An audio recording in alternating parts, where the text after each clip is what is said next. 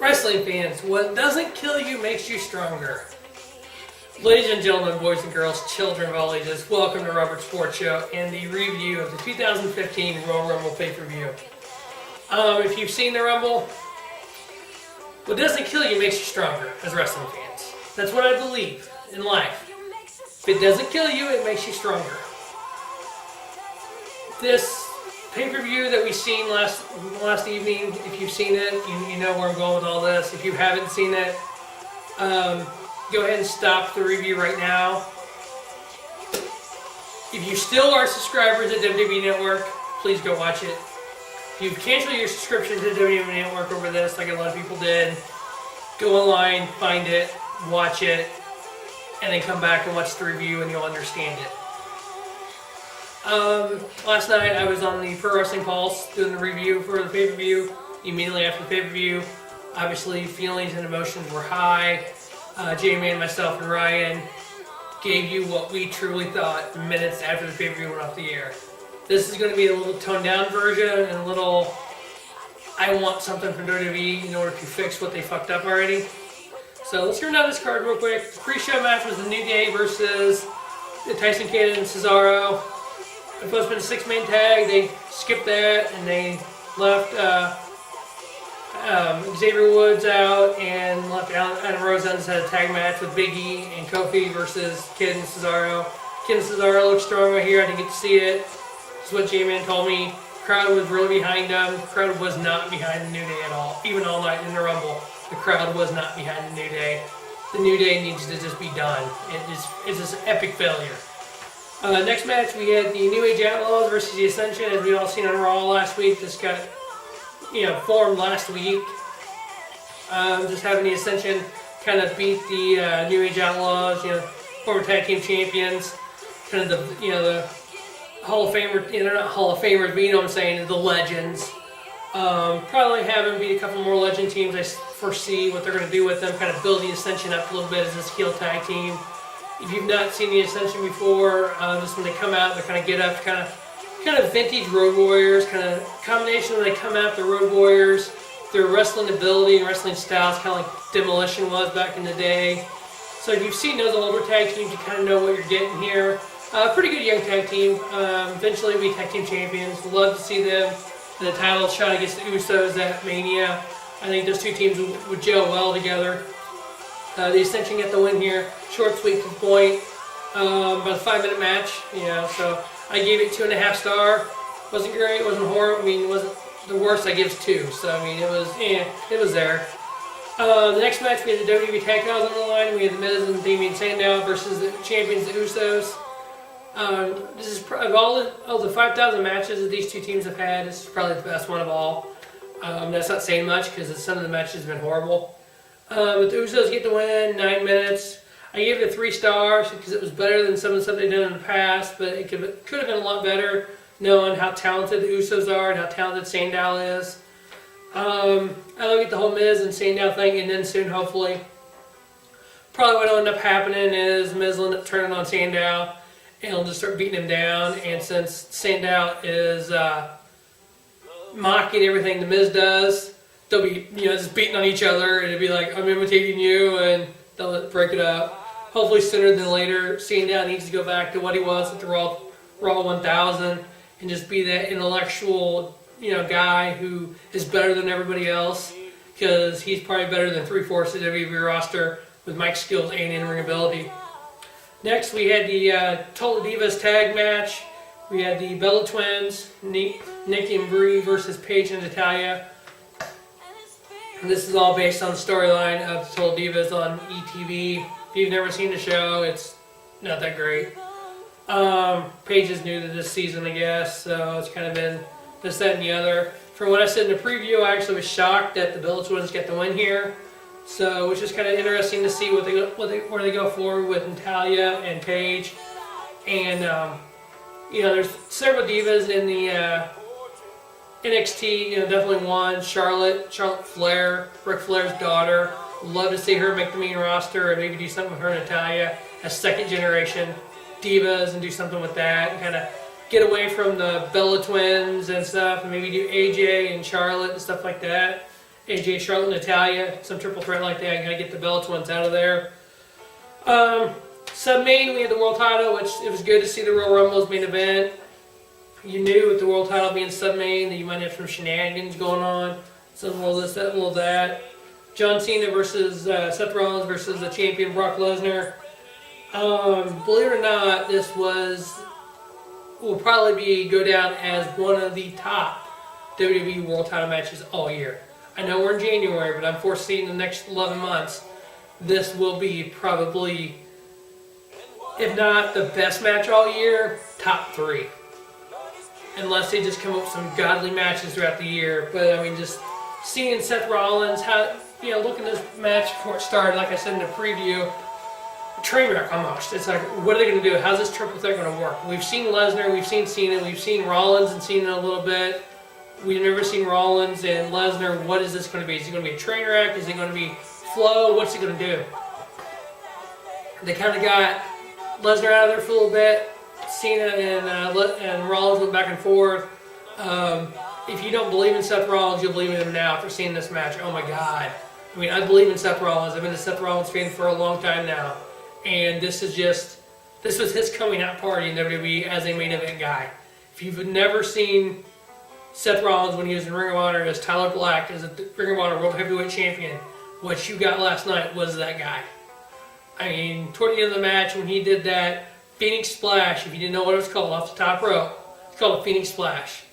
AJ Styles from New Japan and Ring of Honor, formerly of TNA, does this thing called a spiral tap. It's pretty similar to that. He's facing the ring when he does it, and Seth has got his back to the ring. It was the most beautiful thing that he's done. I'm glad finally WWE fans got to see it. Brock Lesnar retaining his title. We still had this German suplex entourage at first. He hit Cena with 5 Germans, hit Seth Rollins with 3. S&S security got German. There was 7 other suplexes, so he still had 9 and 16 suplexes by freaking Lesnar, suplex machine. But seeing Brock Lesnar retain here is kind of like, okay, where do we go from here? Unfortunately, we kind of knew what we were getting at that point. We kind of knew the outcome of the Rumble because of all the rumors and spoilers and talk and this and that for the last year. So, it's like, okay, now what, At this point, BDJ fixed them, dynamite chicken and rice and hot dogs and french fries, and it's kind of, time to eat here. During that match, Freddie was like, wait, we've never, ever paused a pay-per-view when BDJ fixes dinner. We almost did last night. Luckily, I had the iPad upstairs so we could watch it as we go up and get food. So that was good. The Rumble. Wow, I mean, 62 minutes Rey Mysterio is the record of being in the Rumble. This match didn't even last that long. I was kind of disappointed at the start. It started out with Miz and Truth. I'm like going, what the hell are we seeing? Like Ryan and J-Man were saying, maybe they wanted to start off kind of cool after what just happened with that triple threat. Oh yeah, it was 23 minutes long, and we gave it a 4.5 star match. 5 stars perfect. So, there's a Lesnar match for 4.5 stars. So go look at that. I mean, so this match started off kind of cool. The biggest pop was Bubba Ray Dudley return. Glasses, the Dudley outfit, and everything. Dudleyville music. It's like you knew who it was as soon as the music hit in the Titantron and whatnot. And we're like, holy cow, where's Devon? Bubba comes out, the big pop, Philadelphia, ECW. Got the ECW chain going. It was great to see him return. He's looking a little heavier, but he was looking good in the ring. Obviously, Devon didn't come back, so they did the kind of the tag team stuff that the Dudleys did. They just used the token black man that was in the ring, which was R-Truth. Kind of doing the Devon roll. They did the what's up. They did the tables. Everything. They didn't actually do a table spot, but called for the tables. So it actually came over pretty well. We had.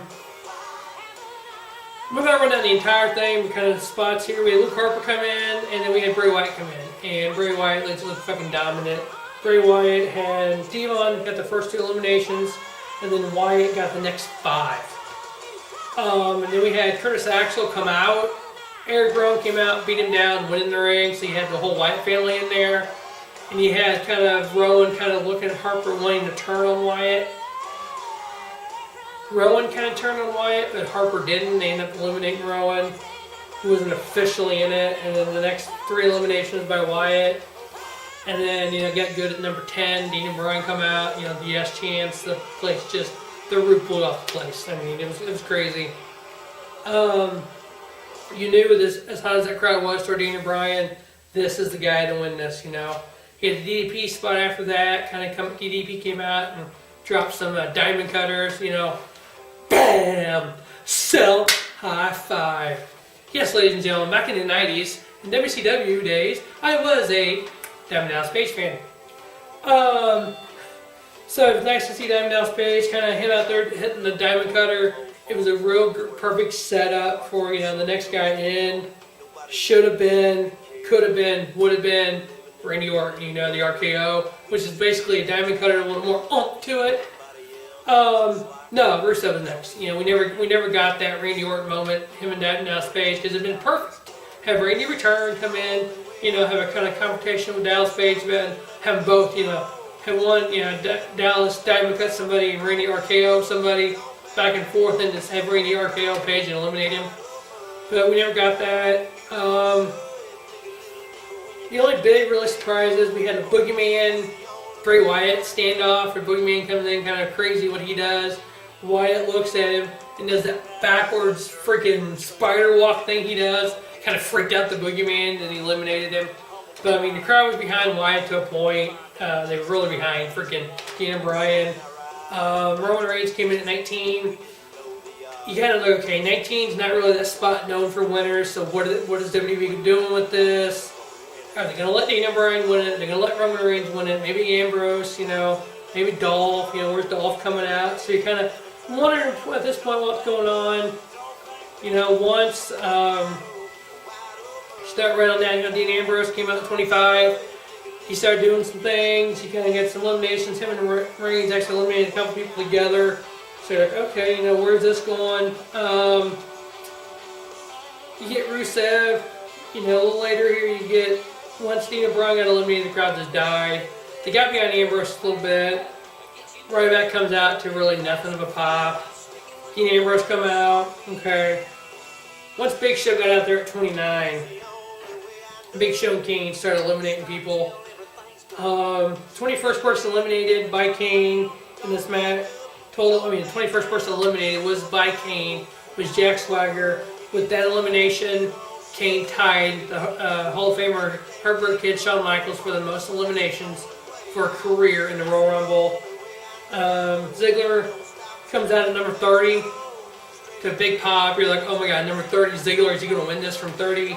He comes out and does a couple quick eliminations, and he gets eliminated by Kane and Big Show, which Kane and Big Show at that point passed Shawn for 1 and 2 for the most eliminations in a career in the Rumble. And then at that point, it was just, they made Ziggler look, he comes off the top rope, and Big Show knocked him out, and he just, dead.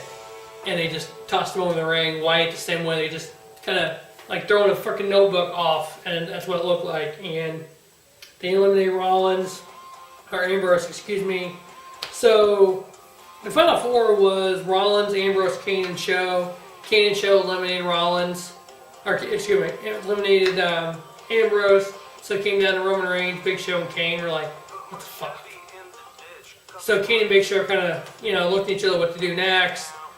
Reigns ended up eliminating them. So you're like, 15 minutes and the fucking Rumble's over, and this is what we get. Then the crowd starts chanting randomly, and then they start chanting Rusev. I'm like, fuck. So I'm looking at my, list here of the order they're going out. I'm like, God, I must have missed somebody. Realized who I missed. Who wasn't eliminated? Rusev. We're like, holy crap. So Rusev gets in the ring. We're like, they're actually going to make this a match for a second? Because it was like 9:35, 9:40-ish. Way early for our pay-per-view to be over. Okay, we can keep going. Boom, eliminated. We're like, fuck. What just happened? We got Roman Reigns? What? And then Rock comes out to a short pop. Really? For being The Rock, returning. It was like, oh, Rock's here. Yeah, but you're staying with Roman Reigns. It was bad. Now we get main event at WrestleMania 30 Roman Reigns versus Brock Lesnar. Yeah, that's bad. So, these are some of the main events for the last 20 years of me watching WrestleMania. Bryan, Batista, Orton, Cena Rock, Cena The Miz, Undertaker, HBK, Triple H, Randy Orton, okay, Undertaker, Edge, Cena, HBK, Cena, Triple H, Batista, Chris Benoit, Triple H, Shawn Michaels, Lesnar and Angle, Triple H, White and Chris Jericho, Stone Cold Steve Austin, The Rock, Triple H, Rock, Foley, Big Show, Angle, Rock, Austin, HBK. I'm sorry, 15 was Austin Rock, Austin, HBK at 14. 13 was Undertaker and Psycho Sid, and 12 was the Iron Man match, Shawn Michaels and Bret Hart. You're following these main events up with Lesnar, Roman Reigns. Your fan base doesn't give a shit WWE. Obviously, all the ones that cancel the WWE Network tells you that. So this will be the last WWE show on Robert Sports Show until the lead up to Mania. So probably March 15th will be the next possible, March 15th. The WrestleMania is March 29th. You will not see another wrestling show on Robert Sports Show because of what happened in the Rumble until March 15th. And then I'll do some Mania uploads and stuff for Mania. So for the WWE Fastlane pay-per-view coming February 22nd, I will not do a preview, I will not do a review. Instead, in its place, I will do a preview of NASCAR's Super Bowl, the Daytona 500. And then the Monday after, I will do a review of NASCAR's Super Bowl, the Daytona 500, in lieu of a WWE pay-per-view. WWE, you need to fix what you fucked up already. You screwed this match up, you've screwed WrestleMania, you need to fix it. Here's your two options to fix the main event of WrestleMania. A fatal four-way, Brock Lesnar, Roman Reigns, Dolph Ziggler, Daniel Bryan. I'd be fine with that. And then you have Roman Reigns win the main event at WrestleMania and have the future, who is the current Money in the Bank holder, Seth Rollins, cash in. I'd be fine with that. Or, here's another option. Do an elimination, since there's no Elimination Chamber pay-per-view now, do an Elimination Chamber match as your main event at WrestleMania. Brock Lesnar, Roman Reigns, Dolph Ziggler, Daniel Bryan, Dean Ambrose, and the sixth spot could go to, I don't know, let's take a look at the roster here.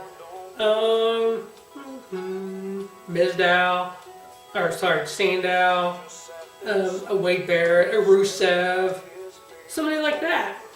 Because here's what you do. You have your Elimination Chamber, have Roman Reigns win, that's fine. Chamber comes up, the Authority comes out to see Roman Reigns celebrating with the world title at WrestleMania 31 in the ring. And then we hear Seth Rollins music. And we get a replica of the St. Valentine's Day Massacre when John Cena won the first Elimination Chamber pay-per-view, Elimination Chamber match. And as he celebrates in the ring, you hear, "You think you know me." The Rated R Superstar comes out as the first Money in the Bank winner, hands the briefcase to Vince McMahon, and cashes in. So we just duplicate that. We have Roman Reigns win the match. He's the next John Cena. We have Triple H come out, who's the current Vince McMahon. We have Seth Rollins cash in, like Edge did. I'm fine with comparing Seth Rollins to a young Edge. I'm down with that. You have him cash in. You have Seth Rollins lead your company for the next year and a half as world champion to beat the CM Punk record. All is good in wrestling. So that will wrap up the 2015 Royal Rumble review. Like I said, there'll be no more wrestling on Robert Sports Show until March 15th. And then I'll do a best of WrestleMania or something like that. I will not do anything with the WWE Fastlane, and I will not be talking about the WWE Fastlane on YouTube, period. So thanks for watching the Robert Sports Show, and stay tuned for some NASCAR, some NFL stuff, and take a look at the NFL scandals, which is worse. Alright, as always, thanks for watching, and have a spiffy night.